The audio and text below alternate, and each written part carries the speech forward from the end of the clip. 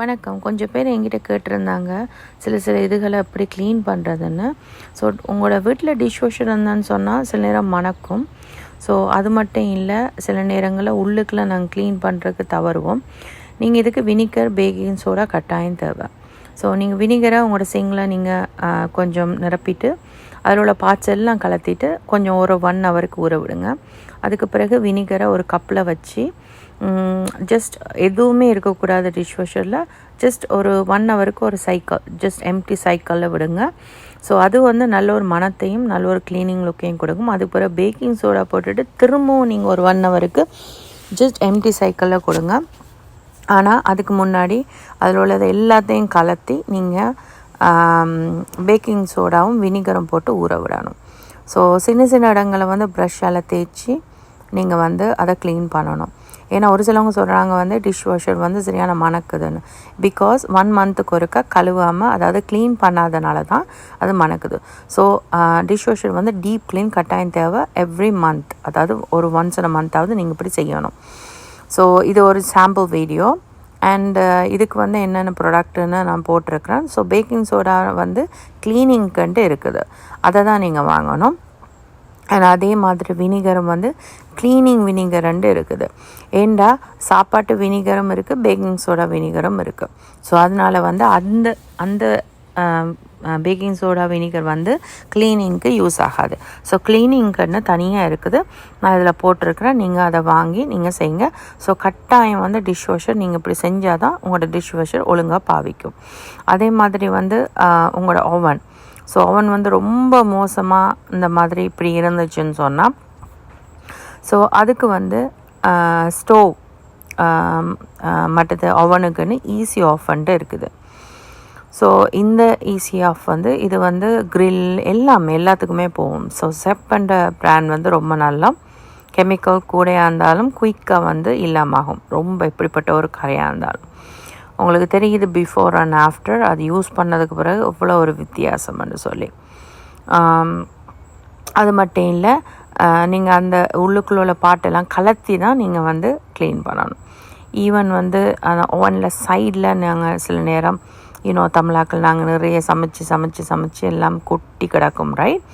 So அதுகளுக்கும் கூட இது use பண்ணலாம். ஈவன் ஃபேனாக இருந்தால் என்ன, ஸ்டோவுக்கு மேலே இருக்கிற லைட்டாக இருந்தால் என்ன, எல்லாத்துக்குமே நீங்கள் ஊற வச்சு கழுவலாம். ஸோ இதுக்கு அந்த டீக்ரீஸ்ன்னு சொல்லி சிட்ரஸ் ஒன்று விற்கிறாங்க ஜெப்பில். ஸோ இதை நீங்கள் உங்களோட சிங்கில் தண்ணியை நல்லா நிறைச்சிட்டு இது கொஞ்சம் விட்டுட்டு கொஞ்சம் ஸ்ப்ரேயும் பண்ணிவிட்டு நீங்கள் ஒரு 1/2 hour கழித்து நீங்கள் கழுவலாம். ஸோ அதில் பெரிய பாட்டிலாகவும் இருக்குது, சீப்பர். சும்மா ஜஸ்ட் ஸ்ப்ரே பாட்டிலும் இருக்குது. உங்களுக்கு விருப்பமான மாதிரி நீங்கள் வாங்கலாம். ஸோ நான் ஆல்வேஸ் அந்த 1 gallon க்ளீனரை வாங்கி நான் ஸ்ப்ரே பாட்டிலில் போட்டு நான் நானாகவே யூஸ் பண்ணுறது. ஸோ பாருங்கள் பிஃபோர் அண்ட் ஆஃப்டர் எவ்வளோ வித்தியாசம்னு சொல்லி. ஸோ இது நீங்கள் கட்டாயம் ஒரு கிழமைக்கு ஒருக்காவது இந்த அடுப்பில் ஃபேனை, அடுப்பில் லைட்டை நீங்கள் செய்யணும். ஏண்டா இல்லைன்னு சொன்னால் ஃபேன் எல்லாம் உடைஞ்சிரும். ஸோ அது மட்டும் இல்லை, ஃப்ரிட்ஜுக்கு பின்னாடி நிறைய பேர் தவற விடுறது ஃப்ரிட்ஜை இழுத்து, ஈவன் ஸ்டோவ் அடுப்பை கூட இழுத்து அதெல்லாம் க்ளீன் பண்ணுறதில்ல. ஏன்னா எவ்வளவு ஊத்தைகள் அதில் தேங்கி இருக்கும் தெரியுமா? ஸோ அட்லீஸ்ட் ஒரு ஒன்ஸ் இன் மந்த்துக்கு ஒருக்காவது அது இழுத்து அந்த சைடில் உள்ளது எல்லாத்தையும் நீங்கள் இப்படி க்ளீன் பண்ணணும். நீங்கள் உங்களோட வீட்டில் நீங்கள் ஒரு இழுத்து பாருங்கள் எவ்வளோ ஊற்ற இருக்குமெண்டு.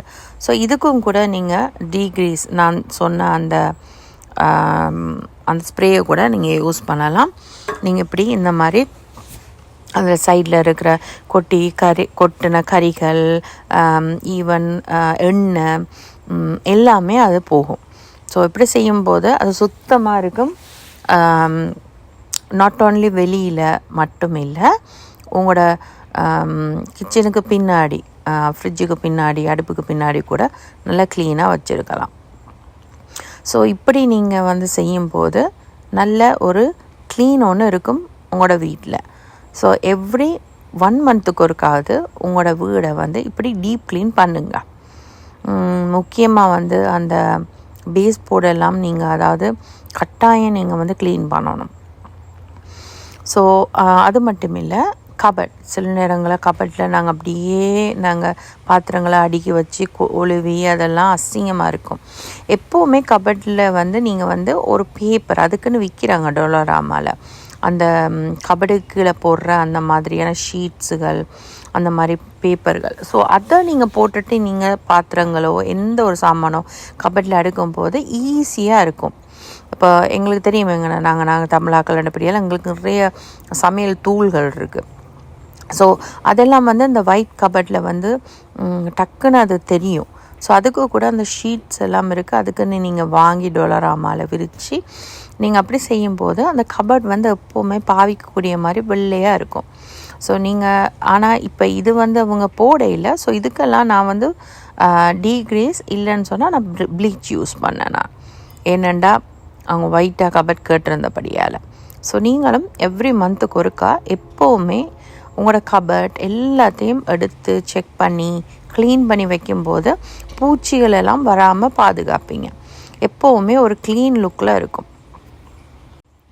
ஸோ என்கிட்ட நிறைய பேர் கேட்டிருந்தாங்க சில க்ளீனிங் ஐடியாஸுகள், வேறு க்ளீனிங் ஐடியாஸுகள்.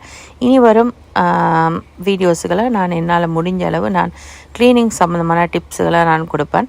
ஈவன் மைக்ரோவேவ் கூட தான். மைக்ரோவேவெல்லாம் நீங்கள் ஒவ்வொரு நாளும் க்ளீன் பண்ணணும். இப்போ நான் பெருசாக மைக்ரோவேவ் யூஸ் பண்ணுறதில்ல, எல்லாத்துக்குமே அடுப்பு தான். ஏன்னா மைக்ரோவேவ் கூடாது, அடிக்கடி நாங்கள் அதை யூஸ் பண்ணும்போது அது கேன்சர். ஸோ ஆனால் நிறைய பேர் எல்லாத்துக்குமே மைக்ரோவேவ் யூஸ் பண்ணுறவங்க இருக்கிறாங்க, சின்னதுக்குனாலும். ஸோ அப்படியானவங்கெல்லாம் ஒவ்வொரு நாளும் க்ளீன் பண்ணணும். அதுக்கு நான் ஏற்கனவே ஒரு வீடியோ போட்டேன், நீங்கள் அதை பாருங்கள். Even washroom. ஸோ வாஷ்ரூம் எல்லாம் ரொம்ப முக்கியமான ஒரு இடம், ரொம்ப க்ளீனாக இருக்கணும். ஸோ உங்களுக்கு தெரியும், அதுக்கு ஈஸி பிசின்னு சொல்லி ஒன்று விற்கிறாங்க. இதெல்லாம் குயிக்காக போகும்.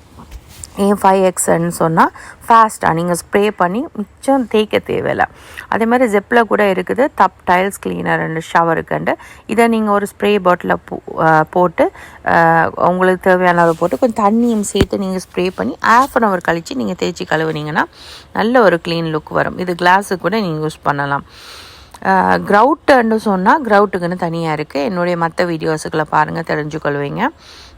ஸோ இது நீங்கள் எப்போவுமே, அதாவது நீங்கள் கட்டாயம் மாதத்துக்கு ஒருக்கா 6 மாதத்துக்கு ஒருக்கா அப்படி க்ளீன் பண்ணாமல் நீங்கள் எப்போவுமே நீங்கள் குளிக்க போவீங்க தானே, குளிக்க போகிற நேரம் கூட நீங்கள் உங்களோட கையால் லேசாக நீங்கள் தேய்ச்சி அப்படி கழுவும் போது அது ஒவ்வொரு நாளும் மெயின்டைன் பண்ணிக்கிட்டு வரும்போது உங்களோட வாஷ்ரூம் நல்லா க்ளீனாக இருக்கும்.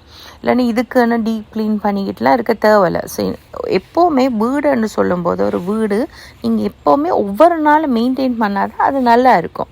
அது உங்களுக்கும் கூட லேசி.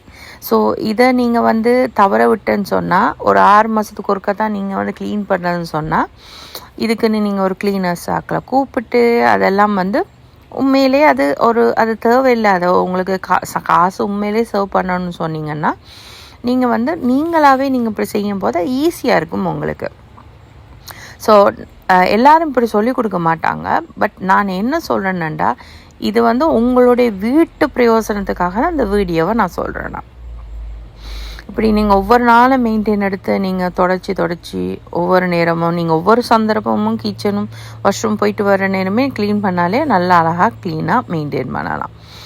ஈவன் கூட நீங்கள் முக்கியமாக உங்களோட வீட்டில் அந்த ஓரம் ரைட், அந்த ஹெட்போர்டில் பேஸ் போர்டுன்னு சொல்லுவாங்க. ஸோ பேஸ் போர்டெல்லாம் கட்டாயம் க்ளீன் பண்ணணும். ஏன்னா அதுதான் மெயின்.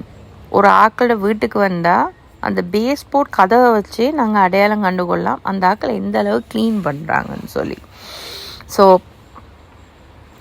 இதுக்கு உதாரணத்துக்கு உங்களோட கபட், கிச்சன் கபட், உங்களோட கவுண்டர் டாப் எல்லாம் ஷைன் லுக்குக்கு வேணும்னு சொன்னால் இந்த இதை யூஸ் பண்ணுங்கள். ஸ்டோன் க்ளீன் பாலிஷ்ன்னு சொல்லி இதுக்குன்னு ஒரு ஸ்ப்ரே வைக்கிறாங்க. இதெல்லாம் சூப்பராக இருக்கும். இது granite cleaner, counter top cleaner. And இதே மாதிரி இன்னொன்று இருக்குது, கேபினட்டுக்கும் ஃபர்னிச்சர்ஸ் கிளீனர் இருக்கும். ஸோ அதே மாதிரி இன்னொன்று இருக்குது, இன்னொரு கிளீனிங் உண்டு. இது விம்மால் விற்கிறாங்க, விம் பவரால். இது ஷைன் கிச்சன். ஸோ இதெல்லாம் என்ன செய்யும்னு சொன்னால், உங்களுடைய கிச்சன் கபர்ட் கவுண்டர் டாப்லாம் அவ்வளோ ஷைன் லுக்குக்கு கொடுக்குறது தான் இந்த பொருட்கள். ஸோ ஐ ஹோப் இந்த வீடியோ உங்களுக்கு உபயோகமாக இருக்குமென்று நம்புகிறேன். ஸோ உபயோகமாக இருந்தேன்னு சொன்னால் லைக் கொடுத்தீங்கன்னா எனக்கு விளங்கும். ஸோ நிறைய ஆட்கள் இது விரும்புகிறாங்க. ஸோ இது மாதிரியான வீடியோக்களை தொடர்ந்து நான் போடுவேன். தேங்க்ஸ் ஃபார் வாட்சிங். பாய்.